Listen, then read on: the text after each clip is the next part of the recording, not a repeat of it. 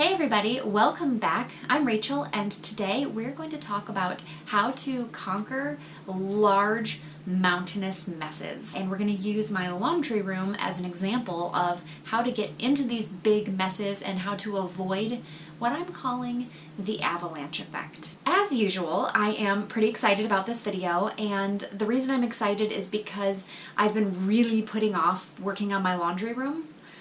Almost every video I kind of like whoop and just sort of sweep over the laundry room because I'm just not ready to deal with the mess that is my laundry.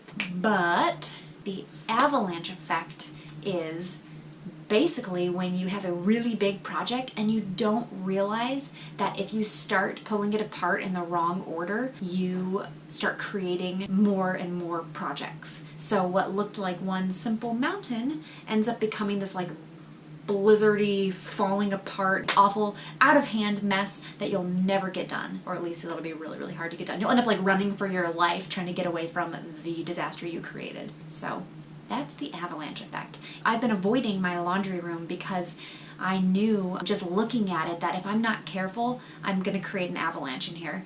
And it's because I've got several different things, like you can't see them yet, but I'm going to turn the camera around and show you. But I have several different things kind of hanging out in here that first glance you might be like, oh, it's just a little mess, just tidy it up, you'll be all set. But I know that if I start trying to tackle these other little pieces in here, it's going to turn into one project which can't be completed till I do another project, which can't be completed till I do another, and so on and so forth. So for you guys, it might not be your laundry room, that just happens to be one of my many problem areas, but you'll have to determine. I mean, you probably have kind of junk rooms or corners of your house or basements, whatever it is, that one project, it really can't be completed in just one go. It has to sort of be segmented out to avoid creating avalanches. So for you, I would say in order to determine if you even have this issue or not, a good way is to think of it like a chess game. I don't know if you guys play chess or not, but I used to be pretty good at chess. I was in the chess club when I was in middle school, and I was always really good at sort of looking ahead and seeing what was coming, so I knew like, well, if I do this, then this, and if they do that, then these things could happen. And that is the kind of foresight that I think is really helpful when you're looking at, a bigger project, is to just see, okay, when I get in there, what else am I going to uncover? If this, then what? So that's a good way to determine if you have a potential avalanche on your hands. I'm just going to swipe around and show you guys what we are working with in my laundry room. It is a little bit tight in here, but I'm fortunate to have a room dedicated to laundry. A lot of people don't, and so I'm just going to be thankful for what I have and figure out how to clean this up. But let me show you sort of what we have in here.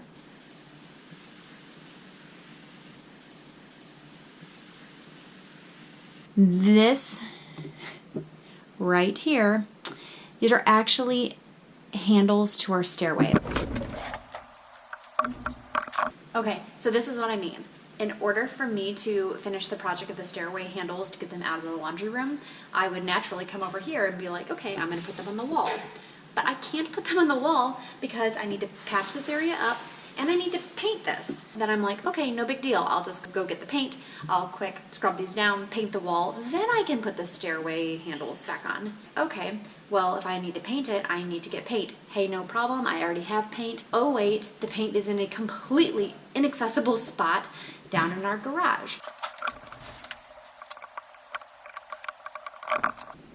So the paint is like back there.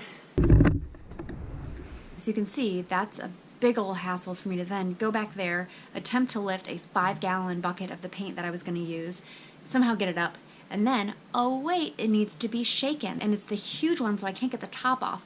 So then I need to load it in the car, take it to the paint store, have them shake the paint properly, bring it back. Who in their right mind is going to even want to tackle the laundry room when clearly there's way too much work to do? This is the avalanche effect. This is where I'm running for the hills.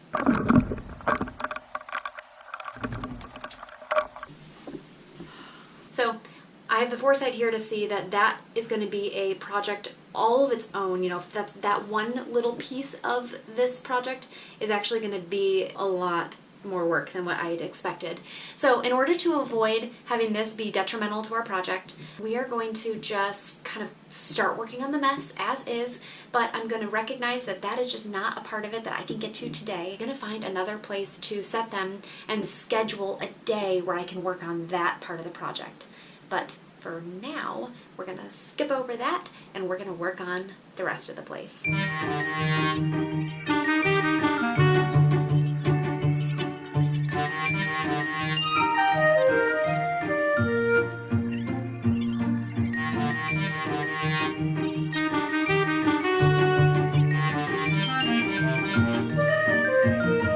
Stopping the camera for a minute, it is like the land of lost stuff back here.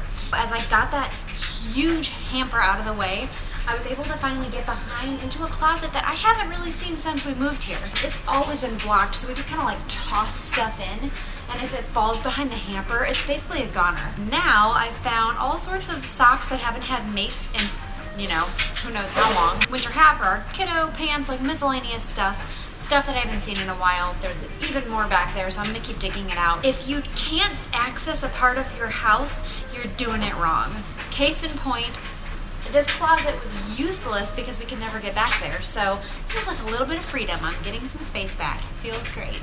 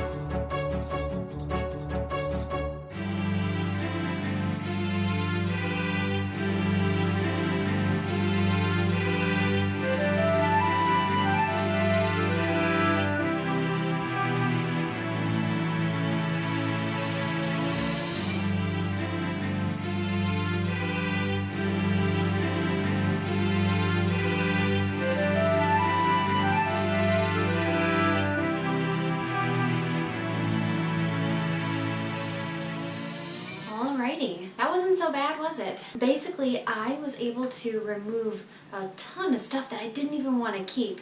So you guys saw those baskets filling up. Those are all items that are going to be donated. Everything that went into those 2 laundry baskets are gone. And I've got a huge box of trash, stuff that's been accumulating since I don't even know how long. It's just been accumulating stuff. It's pretty clean in here. We're able to walk around. Everything that I need in here is here. It's a lot more breathable. So that's good. And now I want to talk to you guys about this amazing game-changing tip about how to not ever have laundry get out of hand. Your laundry baskets are either A, too big, or B, you have too many of them. Too big or too many. It's one of those 2 things, more than likely, if you find that your laundry is getting out of hand. So you saw that huge wicker hamper that I had? Ugh. This thing is huge. Yeah, that hamper will hold so much laundry. That's like 4 loads of laundry. So it's so easy to just keep stacking stuff in there. You know, when you do go to start doing your laundry, you're sorting things, laundry's flying everywhere, you only get about 1.5 loads done, and you still have a ton of stuff in there. So whether you have one person, or if you're a couple, or you have children, maybe you're a family of 6, whatever your family size is, it doesn't really matter. Your hampers, in my opinion anyway, should still be a manageable size, and I think a hamper should be no bigger than what can fit in your washing machine. So I have a smaller hamper that's sitting in my bathroom, and I measured it and found that if I found that if I fill the hamper full, not bursting full, but just to the top, then that's just enough to fill our washing machine. So depending on the size of your washing machine, you know, your hamper, maybe it needs to be a half-size hamper. Maybe you've got a bigger machine and you can fill it all the way to the top. But figure out what that line is that you can fill your hamper to, and don't go past that. So then it's an easy mental note. My hamper is full, it's time to do laundry. This doesn't work if you have 4 hampers around your house. So if you have 4 hampers around your house, then if each of them get full, you're screwed. If you want to try my tip anyway, it would be reducing your hampers to 1 clothes hamper and 1 like blanket, towel, rag hamper. You don't want to wash your towels with your clothes. That's just cleaning 101. That's pretty much it. Have 2 hampers in your house, 1 hamper for clothes, 1 hamper for towels, and don't let them get full beyond what your washer can hold. And when they get to the top, to that fill line, you wash them. It's as simple as that. If you don't believe me, then I challenge you to put away a couple of your hampers and just try it for like 2 weeks. Just try doing the 2 hamper rule. I really think it's gonna help you guys. I'm getting rid of that big whopping hamper. Now I've got my towel hamper and I've got my clothes hamper. Feeling good. That's it. Thank you guys for hanging out with me today, for tackling this laundry room with me, and for helping me to not let this become an avalanche project. It just was a nice little messy mountain that I was able to conquer, and now I can move on to the other projects. I would love to hear if you guys feel that you've had a project get derailed because of the avalanche effect. And I would also be really curious what you guys think about the 2 hamper policy. If that's something that you already do, if you've tried it and it doesn't work. I would just love to know more. If you liked watching my video, please hit the subscribe button, and that means that you're gonna hang out with me more and journey with me as I continue trying to be more minimal. Thanks again. I'll talk to you next time.